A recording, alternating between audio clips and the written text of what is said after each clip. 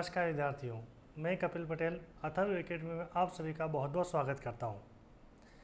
आज हम मध्य प्रदेश सब्जेक्ट में जो हमारा एमपीपीएससी का सिलेबस है, जिसमें यूनिट नंबर 1 दे के रखी है, उसके अंतर्गत कल्चर या फिर संस्कृति के बारे में समझने का मौका दिया है। तो उसके बारे में थोड़ा सा हम यहाँ पर देख लेते हैं।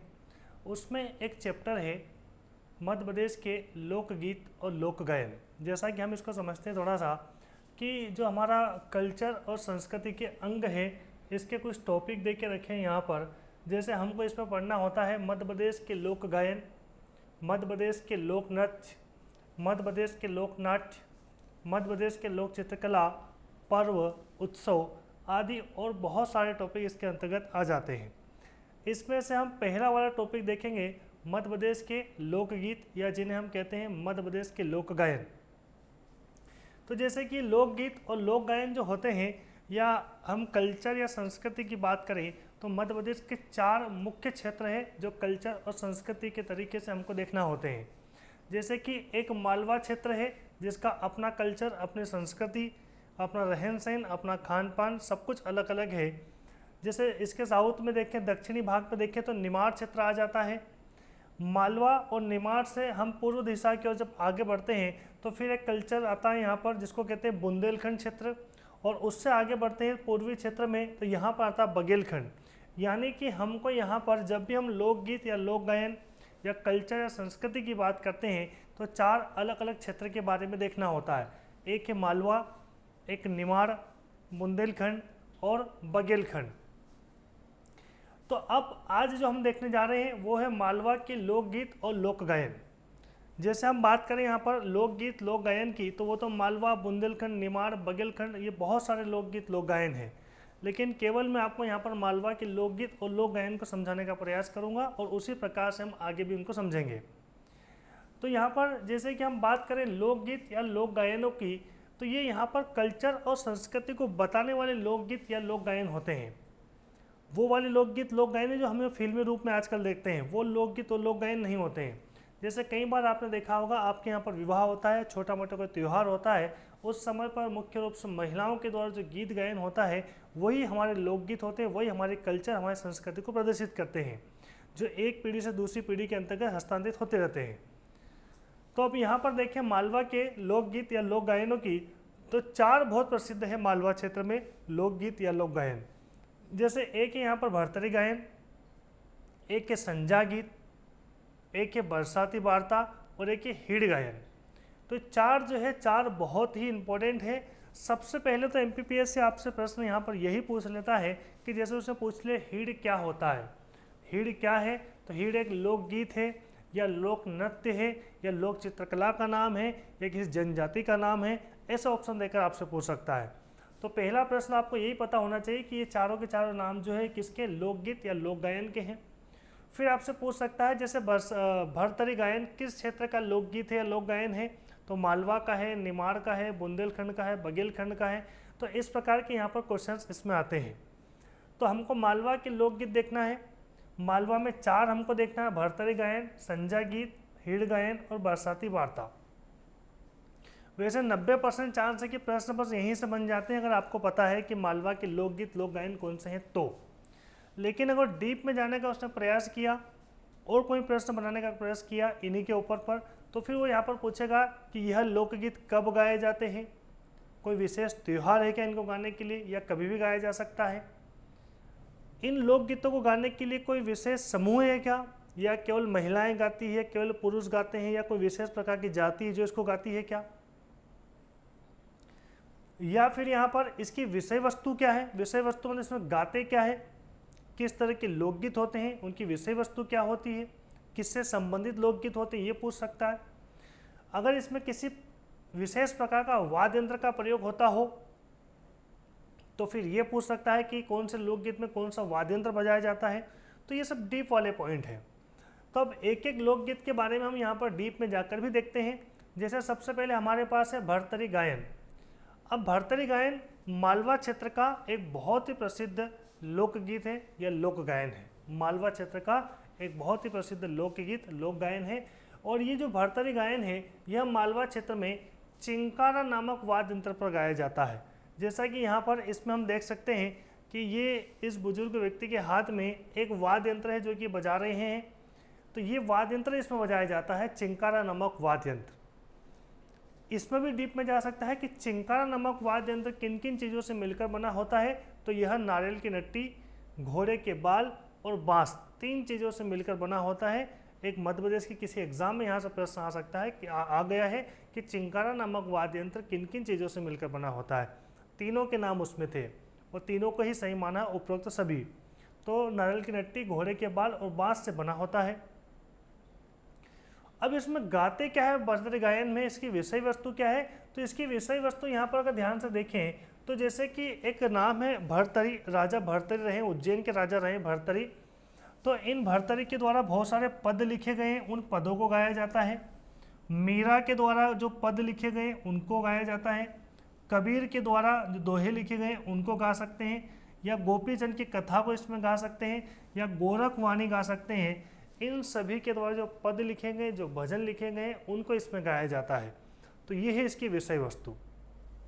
तो हमने क्या देखा, हमने देखा मध्य प्रदेश के लोकगीत लोक गायन, जिसमें मालवा क्षेत्र के लोकगीत लोक गायन देख रहे हैं। और मालवा में पहला देखा है वो है भर्तरी गायन। भर्तरी उज्जैन का राजा था और उज्जैन आता मालवा क्षेत्र में, इसलिए भर्तरी गायन किस क्षेत्र में गाया जाता है, मालवा क्षेत्र में गाया जाता है।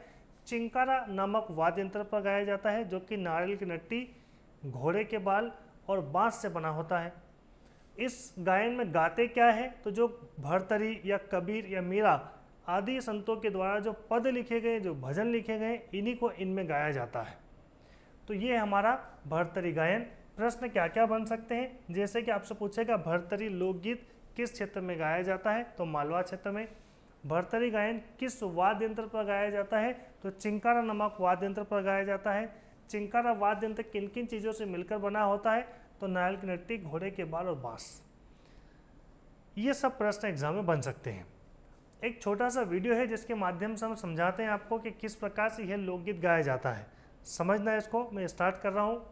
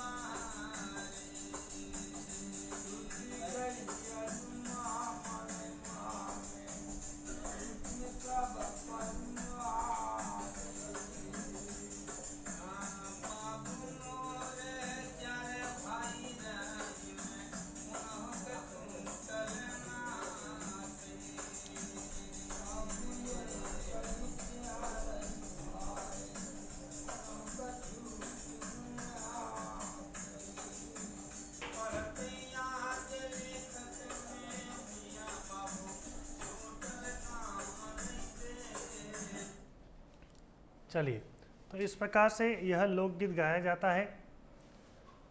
अब नंबर 2 हमारे पास एक आता है संजा गीत या संजा गायन।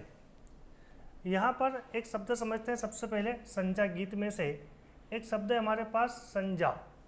देखो संजा का जो मतलब है यहाँ पर वो है संजा की एक आकृति से मतलब है। संजा एक लोक चित्रकला भी है। संजा एक लोक चित्रकला है, लोक चित्रकला। जैसा कि यहाँ पर हम देख सकते हैं इस बालिका के द्वारा एक चित्र बनाया जा रहा है। यहाँ पर इन बालिकाओं के द्वारा एक यहाँ पर भित्ति चित्र बनाई जा रही है। एक भित्ति चित्र यहाँ पर दिखाई दे रहा है, एक भित्ति चित्र यहाँ पर दिखाई दे रहा है। इस भित्ति चित्र को ही हम कहते हैं संजा। देखो होता क्या है कि मालवा क्षेत्र में एक संजा पर्व मनाया जाता है, तो संजा एक पर्व भी है। मालवा क्षेत्र में एक संजा पर्व मनाया जाता है और इस संजा पर्व के अवसर पर इस संजा की एक सुंदर आकृति बनाई जाती है, जो कि गोबर से और गोबर के ऊपर फूल पत्ती से इसको सजाया जाता है। दिन में इस प्रकार की एक भित्ति चित्र बना ली जाती है और शाम के समय पर इसकी पूजा आरती की जाती है। और पूजा आरती करते समय पर जो गीत गायन होता है उसी को कहते हैं संजा गीत।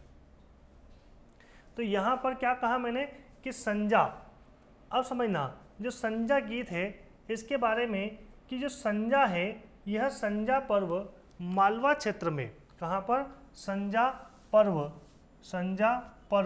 मालवा क्षेत्र में, मालवा क्षेत्र में अविवाहित लड़कियों के द्वारा मनाए जाने वाला पर्व है। वेरी वेरी वेरी इंपॉर्टेंट, किसके द्वारा? अविवाहित लड़कियों के द्वारा मनाए जाने वाला एक पर्व है। और यह संजा पर्व मालवा क्षेत्र में अविवाहित लड़कियों के द्वारा 16 दिनों तक मनाया जाता है। 16 दिनों तक इस प्रकार का एक पर्व का आयोजन होता है। इस 16 दिन तक इस अविवाहित लड़कियों के द्वारा संजा की सुंदर आकृति बनाई जाती है दिन में, और शाम के समय पर पूजा आरती करते समय इनके द्वारा एक गीत गायन किया जाता है, जिसे को हम कहते हैं संजा गीत, संजा गायन। और यह अविवाहित लड़कियां इस प्रकार का पर्व इसलिए मनाती है क्योंकि यह भगवान से एक अच्छे पति की मांग करती है। इसीलिए 16 दिन तक अलग अलग प्रकार का यहाँ पर पूजा पाठ चलती है या पूजन चलता है और अलग अलग प्रकार की आकृति का निर्माण होता है। तो यहाँ पर ध्यान देना है कि जो संजा है, आपसे पूछे संजा क्या है, तो संजा एक लोकगीत है, संजा एक लोक चित्रकला भी है और संजा एक पर्व भी है। तीनों चीज में काम आएगा, जैसा भी वहाँ पर प्रश्न बने वैसा। संजा पर्व भी है, संजा यहाँ पर लोक चित्रकला भी है और संजा गीत भी है। और किसके द्वारा गाया जाता है, तो किसके द्वारा मनाया जाता है, तो अविवाहित लड़कियों के द्वारा मनाया जाने वाला है। कितने दिनों तक यह त्योहार चलता है, यह पर्व चलता है, तो 16 दिनों तक चलता है।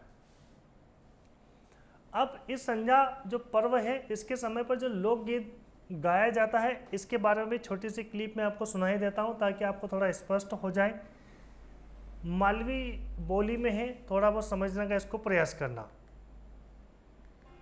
संजा एक प्रकार का कंवारी कन्याओं का व्रत। संजा को मालवा में सांझी या संजा बाई कहते हैं। संजा महोत्सव श्राद्ध मास में बड़े ही धूमधाम से मनाया जाता है। संजा में कई आकृतियों को गोबर और फूलों से सजाया जाता है। तो आइए हम आज इस संजा महोत्सव में संजा के लोक गीतों का आनंद करें। बापू और बापू, आइए ना। हाँ लक्ष्मी,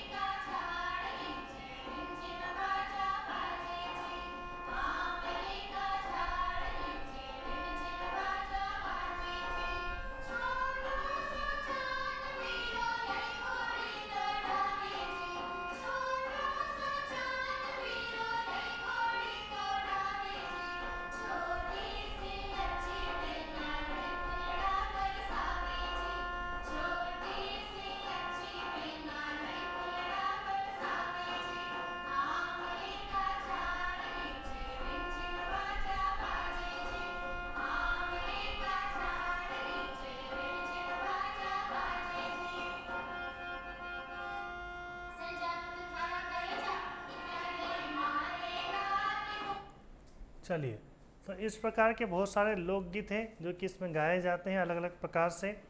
तो ये था हमारा संजा गीत। एक मालवाई क्षेत्र में गाया जाने वाला हीड़ गायन है जो मालवा क्षेत्र में श्रावण माह के समय पर गाया जाता है। श्रावण माह में गाया जाने वाला एक लोकगीत है और ये यहाँ पर अहिर जाति, अहिर मतलब यादव मतलब गौली, जो ग्वाल वाल होते हैं, जो पशु चरण का काम करते हैं, उनके द्वारा यह गीत गाया जाता है। तो यहाँ पर क्या कहा हमने, हीड़ गायन जो है मालवा क्षेत्र में श्रावण माह में गाया जाने वाला एक लोकगीत है।